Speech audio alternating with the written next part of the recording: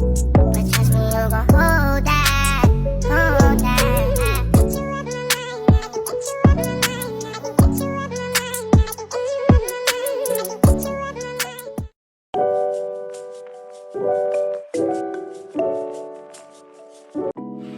Hai semuanya, Assalamualaikum warahmatullahi wabarakatuh. Perkenalkan, nama saya Salsabila Nur Insani dengan NPM 202214500294. Di sini saya akan menjelaskan materi tentang multikulturalisme, pluralitas, dan keberagaman budaya serta dampak penyalahgunaan iptek. Yang pertama ada pengertian multikulturalisme. Multikulturalisme adalah istilah yang digunakan untuk menjelaskan pandangan seseorang tentang ragam kehidupan di dunia ataupun kebijakan kebudayaan yang menekankan tentang penerimaan terhadap adanya keragaman dan berbagai macam budaya yang ada dalam kehidupan masyarakat menyangkut nilai-nilai, sistem, budaya, kebiasaan, dan politik yang mereka anut. Multikulturalisme menekankan keanekaragaman kebudayaan dalam kesederajatan. Multikulturalisme lahir dari benih-benih konsep yang sama dengan demokrasi, supremasi hukum, hak asasi manusia, dan prinsip-prinsip etika dan moral egaliter sosial politik. Lahirnya paham multikulturalisme berlatar belakang kebutuhan akan pengakuan terhadap kemajemukan budaya yang menjadi realitas sehari-hari banyak bangsa termasuk Indonesia. Berikutnya ada jenis-jenis multikulturalisme. Jenis multikulturalisme ini terbagi menjadi 5. Yang pertama ada multikulturalisme isolasionis, yaitu mengacu kepada masyarakat di mana berbagai kelompok kultural menjalankan hidup secara otonom dan terlibat dalam interaksi satu sama lain. Kelompok ini menerima keragaman tetapi pada saat yang sama berusaha mempertahankan budaya mereka secara terpisah dari masyarakat lain umumnya. Contohnya yaitu masyarakat yang ada pada sistem millet di Turki Utsmani dan masyarakat Baduy di Banten. Yang kedua ada multikulturalisme akomodatif, yaitu masyarakat plural yang memiliki kultur atau budaya dominan yang membuat penyesuaian dan akomodasi tertentu bagi kebutuhan kultural kaum minoritas. Masyarakat kaum multikultural akomodatif merumuskan dan menerapkan undang-undang, hukum, dan ketentuan-ketentuan yang sensitif secara kultural dan memberikan kebebasan kepada kaum minoritas untuk mempertahankan dan mengembangkan kebudayaan mereka. Sebaliknya, kaum minoritas tidak menantang kultur dominan. Tipe masyarakat multikulturalisme akomodatif ini dapat ditemukan di Inggris, Prancis, dan beberapa negara Eropa lainnya. Contohnya, di negara Inggris membantu integrasi para imigran dan kaum minoritas, menghilangkan berbagai halangan terhadap keikutsertaan mereka dalam kehidupan bernegara. Contoh selanjutnya ada Prancis menerapkan izin waktu bagi para umat muslim untuk sholat dan beribadah di saat waktu kerja.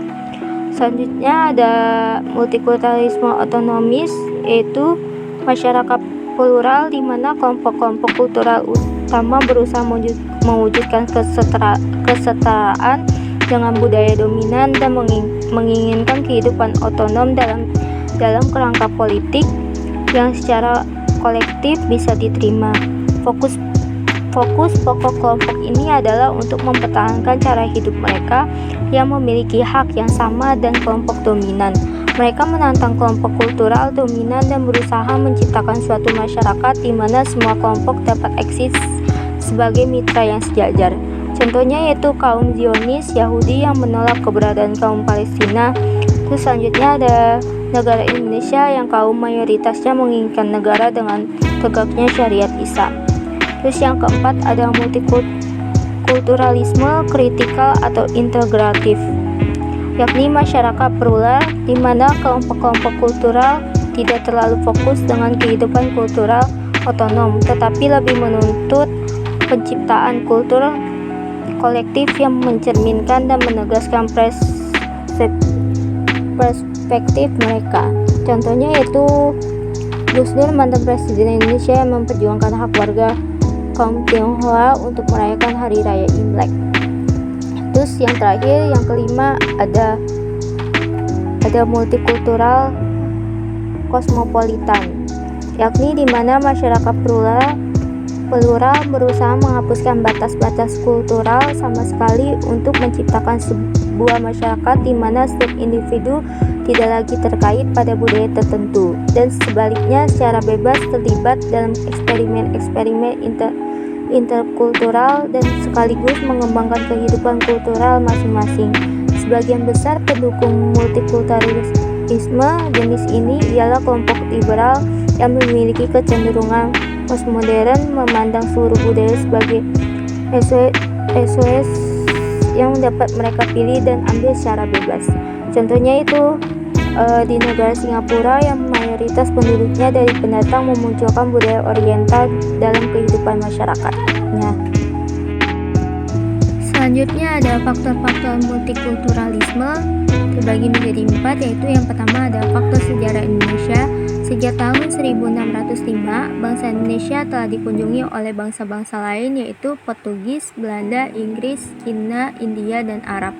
Kesemua bangsa tersebut datang dengan maksud dan tujuan masing-masing.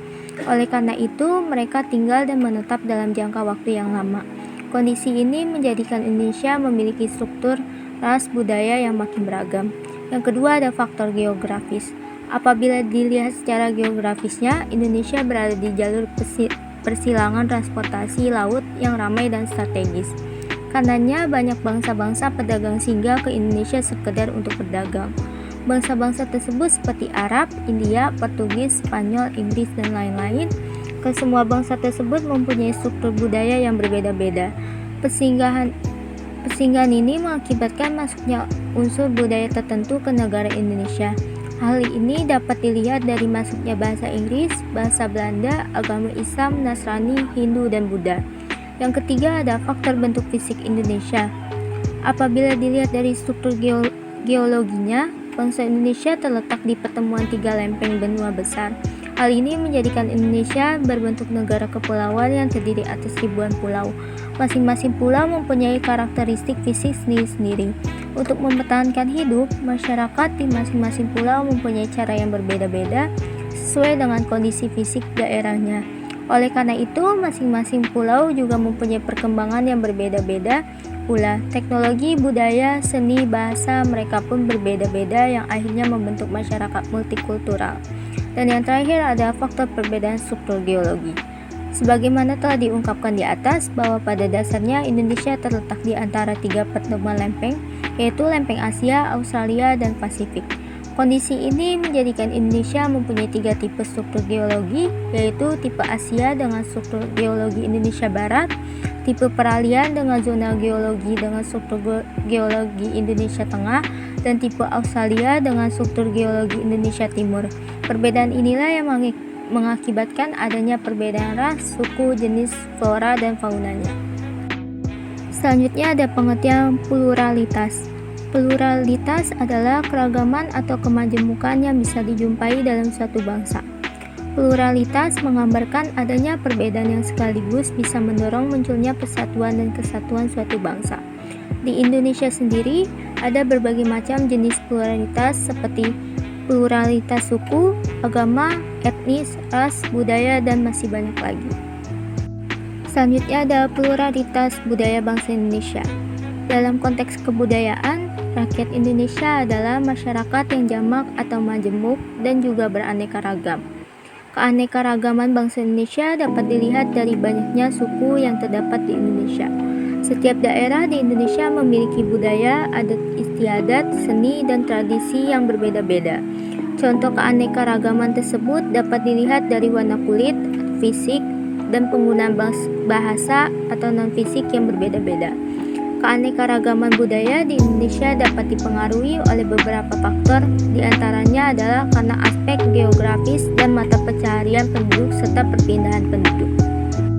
Pembahasan selanjutnya ada bentuk-bentuk pluralitas budaya di Indonesia. Bentuk pluralitas budaya di Indonesia ini ada 3. Yang pertama ada gagasan. Gagasan di sini maksudnya adalah keragaman ilmu pengetahuan, aturan, dan adat istiadat yang ada di setiap daerah di Indonesia. Yang kedua kebiasaan. Kebiasaan mencakup kegiatan sehari-hari yang berbeda-beda di setiap daerah di Indonesia, seperti dalam pergaulan, tata cara pernikahan, upacara tradisi, dan sebagainya. Dan yang terakhir ada benda. Benda dalam konteks kebudayaan di Indonesia adalah rumah, senjata, dan sejenisnya yang memiliki jenis yang berbeda-beda. Kebudayaan tumbuh dan berkembang di lingkungan masyarakat dan akan terus-menerus diwarisi dari generasi ke generasi berikutnya. Budaya yang ada di masyarakat sejatinya menjadi pelindung bagi diri terhadap alam dan menjadi pengatur dalam hubungan antar manusia. Selanjutnya ada cara menyikapi pluralitas budaya. Dengan adanya kemajemukan, maka setiap kelompok yang ada di dalam bangsa Indonesia tidak dapat disatukan, karena memang sifatnya yang bermacam-macam. Meski begitu, nyatanya masyarakat Indonesia dapat hidup dengan adanya perbedaan. Hal ini menandakan bahwa setiap orang sudah menerima dengan baik adanya perbedaan tersebut. Hal ini karena setiap warga negara Indonesia harus bisa menerima perbedaan yang ada di negara Bhinneka Tunggal Ika ini. Pluralitas budaya bangsa Indonesia menjadi kekayaan dalam konteks keanekaragaman budaya. Oleh karena itu, pluralitas budaya bangsa sebaiknya disikapi dengan baik dan benar, yakni dengan mengakui, meyakini, dan menerima bahwa Indonesia adalah negara dengan semboyan Bhinneka Tunggal Ika. Materi selanjutnya ada dampak penyalahgunaan iptek. Kemajuan ilmu pengetahuan dan teknologi atau iptek dalam menjadikan kehidupan menjadi lebih mudah. Tak hanya dalam melakukan aktivitas, iptek juga memudahkan dalam mendapatkan informasi. Selain itu, kemajuan iptek juga membuat komunikasi lebih mudah dilakukan karena dapat dilakukan tanpa melalui tatap muka atau bertemu langsung. Kemajuan iptek pun memberikan pengaruh positif dalam meningkatkan taraf hidup dan kesejahteraan manusia. Akan tetapi, kemajuan iptek memiliki dampak negatif dengan munculnya berbagai permasalahan. Kurangnya pengawasan dan kesadaran dalam menggunakan teknologi menjadi salah satu penyebab terjadinya masalah tersebut. Di sini ada dampak positif penyalahgunaan iptek. Yang pertama ada di bidang pendidikan. Metode pembelajaran yang lebih terorganisir dan lebih menarik karena dapat menampilkan suatu ilmu dengan audiovisual lebih fleksibel dalam mendapatkan ilmu dimanapun kapanpun akan selalu dapat diakses dengan mudah. Terus ada di bidang ekonomi, makin membuka kesempatan agar produk atau jasa dapat lebih mendunia dan mencapai pasar internasional. Selanjutnya ada di bidang sosial budaya, lebih memudahkan komunikasi antar masyarakat untuk mengkoordinasi satu sama lain mengenai suatu hal. Dan terakhir ada di bidang informasi dan komunikasi, memudahkan manusia dalam mengakses suatu informasi dengan cepat dan tepat. Yang terakhir ada dampak negatif penyalahgunaan iptek.